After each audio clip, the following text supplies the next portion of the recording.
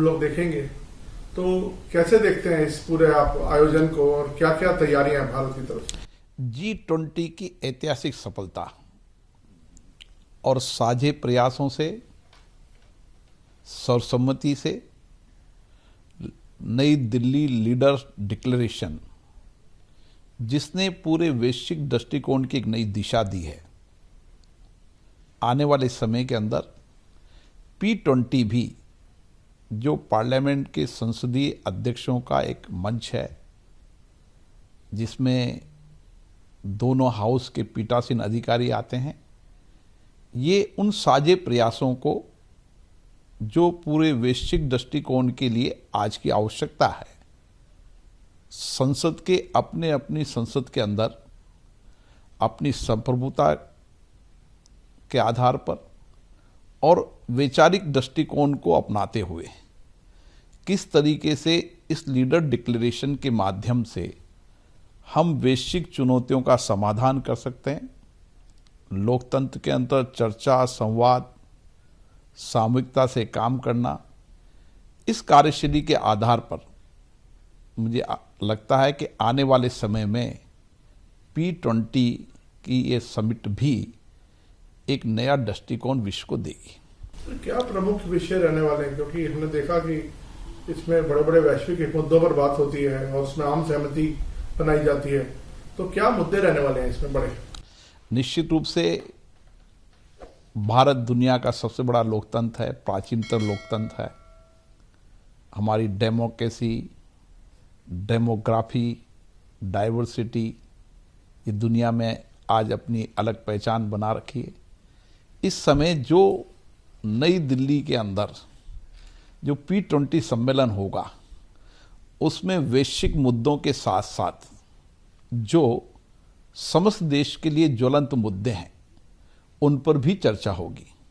विशेष रूप से SDG, जिसके लिए 2015 के अंदर UN में एक सहमति बनी थी कि सभी देश सतत विकास लक्ष्यों पर सामूहिकता से भी काम करें और अपने अपने भौतिक आर्थिक संसाधनों के आधार पर भी कार्य योजना बनाएं, ताकि आने वाले समय में सब देश उन 17 लक्ष्यों को, जिसमें गरीबी है, शिक्षा है, हेल्थ है, महिलाएं हैं, तमाम ऐसे 17 लक्ष्यों को लेकर हम किस तरीके से समग्र दृष्टिकोण से अपने लक्ष्यों को प्राप्त करें। 2030 तक इन लक्ष्यों को प्राप्त करने की कार्य योजना बनाई है। इस पर चर्चा होगी कि किस तरीके से हम इसको गति दे सके, क्योंकि पार्लियामेंट एक संसद का नहीं, उस देश की विधायी का एक सर्वोच्च मंच होता है। इसलिए SDG के मुद्दों पर, सतत विकास लक्ष्य के मुद्दों पर अपनी अपनी संसदों के अंदर चर्चा कर कर और हम सतत लक्ष्यों को कहाँ तक प्राप्त कर पाए, इसकी चर्चा होगी। भारत की संसद में भी SDG को लेकर एक लंबी चर्चा हुई है और हमने जिस तरीके से SDG के लक्ष्यों को प्राप्त करने के लिए एक गंभीर प्रयास किए हैं, जिसके परिणाम भारत में नजर आ रहे हैं, इसी तरीके से मुझे लगता है कि इस P20 सम्मेलन के अंदर वैश्विक स्तर पर इसकी गति कहाँ तक पहुंची और इसको तीव्रता लाने में किस तरीके से पार्लियामेंट फोरम पर हम प्रयास कर सकते हैं, इस विषय पर चर्चा होगी। सर, हमने G20 सम्मेलन में देखा कि भारत ने अपनी डेमोक्रेसी को शोकेस किया कि कैसे भारत में डेमोक्रेसी, तो इस सम्मेलन में भी क्या संदेश दिया जाएगा भारत की ओर से, क्योंकि आप लोग मेजबान हैं? देखिए, भारत प्राचीनतम लोकतंत्र है और आज हम गर्व से कह सकते हैं कि हमने संसदीय लोकतंत्र प्रणाली से, जहां समाज के अंतिम व्यक्ति की अपेक्षाएं, आकांक्षा संसद के माध्यम से सरकार तक पहुंचती है, सरकार ने भी उसी गंभीरता से संसदीय लोकतंत्र के माध्यम से चर्चा, संवाद से सहमति, असहमति, लेकिन आवश्यकता पड़ने पर सामूहिकता के मिलकर काम करना, ये हमारी रणनीति रही है। और इसके तहत 75 वर्ष की यात्रा में हमने आर्थिक, सामाजिक और कई मुद्दों के अंदर देश के अंदर एक नई परिवर्तन की दिशा बनाई है। इन्हीं विषयों पर जब इस फोरम पे चर्चा होगी, उन सारे फोरमों पर आपको मैंने एसडीजी के लक्ष्यों को बताया, जलवायु परिवर्तन पर भी इस पे चर्चा होगी। जलवायु परिवर्तन को लेकर संसद में एक लंबी चर्चा हुई थी और किस तरीके से भारत जैसे विकासशील देश ने एक वैश्विक नया दृष्टिकोण दिया जलवायु परिवर्तन को लेकर। भारत के प्रधानमंत्री जी ने जलवायु परिवर्तन के लिए ग्रीन और क्लीन एनर्जी के साथ साथ उन्होंने कहा पर्यावरण के साथ जिंदगी जीना, जो हमारी प्रकृति के अंदर हमारी हमेशा संस्कृति का आधार रहा है, और इसी कारण पर्यावरण के साथ जिंदगी जीना, लाइफ स्टाइल कैसी होनी चाहिए, उसका नया दृष्टिकोण दिया है। तो मुझे आशा है कि जैसे जलवायु परिवर्तन के मुद्दे पर भी चर्चा होगी, इसी तरीके से महिलाओं का सशक्तिकरण, नेतृत्व, भारत ने जिस तरीके से आज़ादी के पहले भी हमारी महिलाओं ने आज़ादी का आंदोलन लड़ा और आज़ादी के बाद हमारा जब संविधान बना तो संविधान में सबको मताधिकार, लिंग के आधार पर कोई भेद नहीं, धर्म के आधार पर कोई भेद नहीं, और इसके कारण आज भारत के अंदर विज्ञान ले लो, टेक्नोलॉजी ले लो, अंतरिक्ष ले लो, नया इनोवेशन ले लो, रिसर्च कर लो, सामाजिक क्षेत्र ले लो, हर राजनीतिक क्षेत्र लो, हर क्षेत्र के अंदर महिलाएं नेतृत्व कर रही है। हमें गर्व है, भारत का कोई ऐसा क्षेत्र नहीं है जिस क्षेत्र में भारत की महिलाएं नेतृत्व कर रही है। ये एक वैश्विक दृष्टिकोण हम P20 के इस वैश्विक प्लेटफॉर्म पर रखेंगे।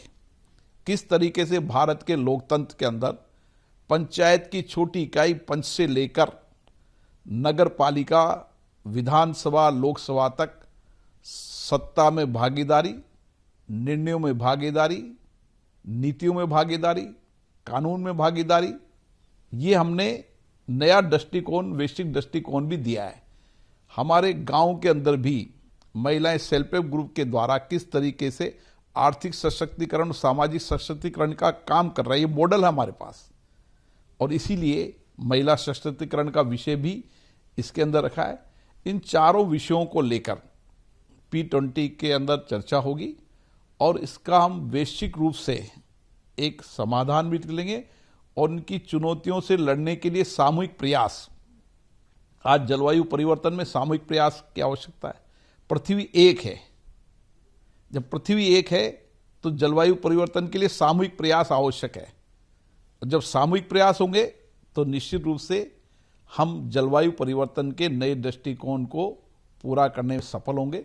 मुझे लगता है कि P20 सम्मेलन इन सारे चारों मुद्दों को लेकर भी चर्चा होगी। सर, आपने अपने इंटरव्यू में सतत विकास की बात की, तो इसमें क्या अहम बाधाएं हैं? अभी तो हमने कहा ये मुद्दे रहेंगे, लेकिन इनकी बाधाओं को क्या ये जो संसदों से दुनिया भर के लोग यहाँ आएंगे, किस तरह से इसको एड्रेस करेंगे और क्या बाधा है, कैसे इसको? सतत विकास लक्ष्य अपने अपने देशों के अंदर जो 17 लक्ष्य रखे गए हैं, उन 17 लक्ष्यों को 2030 तक प्राप्त करना।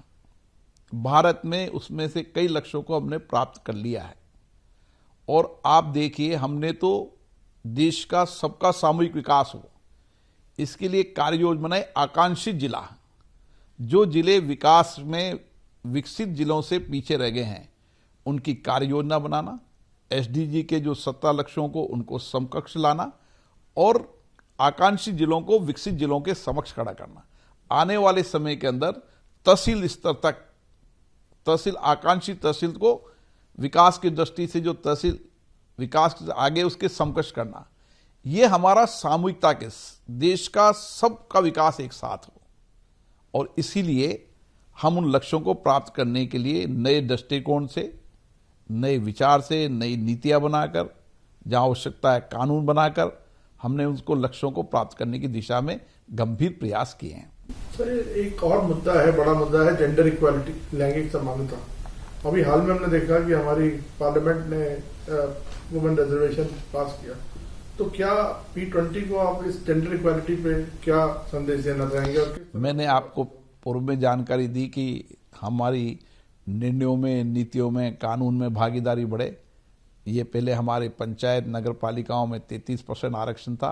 अब आने वाले समय में विधानसभा, लोकसभा के अंदर भी महिलाओं का प्रतिशत बढ़ने के साथ उनकी भागीदारी और बढ़ेगी, जिसके और बेहतर परिणाम आएंगे। क्या P20 में इस पर चर्चा कुछ आप लोग रखेंगे? हाँ, इस विषय पर चर्चा है और वो चारों बिंदुओं में इस विषय पर भी चर्चा है। सर थीम क्या है इस बार, अहम थीम क्या है इस सम्मेलन की? इसकी थीम एक पृथ्वी, एक परिवार, एक भविष्य के लिए संसदें।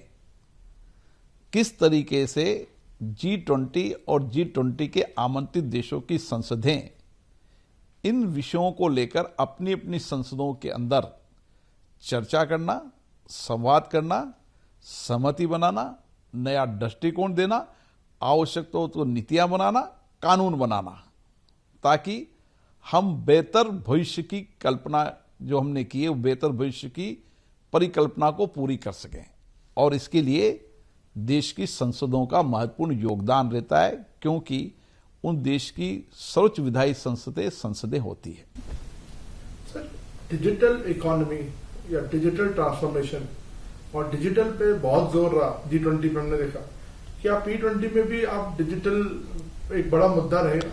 हाँ, डिजिटल के विषय पर भी हमारी P20 में व्यापक चर्चा होनी है। भारत ने डिजिटल पेमेंट हो या डिजिटल के माध्यम से संसदों के अंदर पारदर्शिता हो, पेपरलेस संसदें बने, संसदों की पहुंच जनता तक पहुंचे और समाज के उन तमाम तबकों के अंदर जो डिजिटल प्लेटफॉर्म का उपयोग कर हमने समाज जीवन में जो परिवर्तन किया है, आज आप देखिए सरकार में पारदर्शिता है, जवाबदेही है। इसके लिए DBT डायरेक्ट ट्रांसमिशन सिस्टम हमने लागू किया है और भी कई कानून बनाते समय, नीतियां बनाते समय हमने डिजिटल का उपयोग ज़्यादा से ज़्यादा किया है। जितना डिजिटल का उपयोग होगा उतनी पारदर्शिता, जवाबदेही आएगी।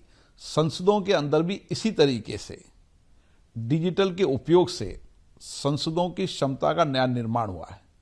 हमने मेंबर ऑफ पार्लियामेंट की कैपेसिटी बिल्डिंग के लिए अधिकतर डिजिटल उपयोग हो और डिजिटल का जितना उपयोग करेंगे उनको पुरानी जानकारी, नई जानकारी, भविष्य की जानकारी के आधार पर वो एक अच्छी चर्चा, संवाद सदन में कर पाएंगे। इसलिए डिजिटल प्लेटफॉर्म का उपयोग बढ़े, इस पे भी P20 में व्यापक चर्चा होने वाली है। तो सर सम्मेलन को लेके आप कितने आश्वस्त हैं कि कितनी सफलता को लेके? हमने देखा G20 में तो हम लोगों ने जॉइंट जिस तरीके से G20 को ऐतिहासिक सफलता मिली है, क्योंकि P20 भी G20 के देशों का एक प्लेटफॉर्म है, मुझे आशा है कि P20 में भी हम सामूहिकता के साथ सब मिलकर एक संसदीय फोरम पर किस तरीके से एक वैश्विक दृष्टिकोण देकर एक पूरे विश्व के अंदर एक परिवार मानकर, वसुदेव कुटुंबकम की संस्कृति को मानकर हम वैश्विक चुनौतियों का समाधान और समाधान के साथ लोगों के सामाजिक आर्थिक जीवन में परिवर्तन, ये निश्चित रूप से अपनी अपनी संसदों के माध्यम से होगा। और मुझे लगता है कि P20 इन सब मुद्दों पर चर्चा पर एक सकारात्मक दिशा देगी, ऐसी मेरी आशा है। तो मेरा आखिरी सवाल आपसे, थोड़ा सा अगर आप एक आम इंसान को समझाने के लिए बताएंगे कि क्या क्या रहेगा प्रोग्राम, क्या था, कितने देशों का आपने और इनवाइट किया है और कैसे इसका संबोधन होगा, थोड़ा सा अगर आप इसका। G20 के इस सम्मेलन के अंदर G20 के देशों के संसद के अध्यक्ष और वहां सीनेट के पीठासीन अधिकारी, G20 देश के आमंत्रित देशों के संसद के अध्यक्ष और पीठासीन अधिकारी, ये यहाँ पर प्रतिनिधि के रूप में भाग लेंगे। और इंडोनेशिया के बाद भारत को इसकी अध्यक्षता मिली है। भारत ने G20 में ऐतिहासिक और वैश्विक दृष्टिकोण दिया है। मुझे आशा है संसदीय प्लेटफॉर्म पर भी इसी तरीके का हम वैश्विक दृष्टिकोण देंगे। लोकतंत्र की शक्ति, लोकतंत्र के माध्यम से समाज के लोगों के जीवन में परिवर्तन लाना, इस पर एक व्यापक चर्चा इस प्लेटफॉर्म पर होगी। धन्यवाद सर, आपने हमसे पूरी विस्तार से बातचीत की। Thank you so much. धन्यवाद।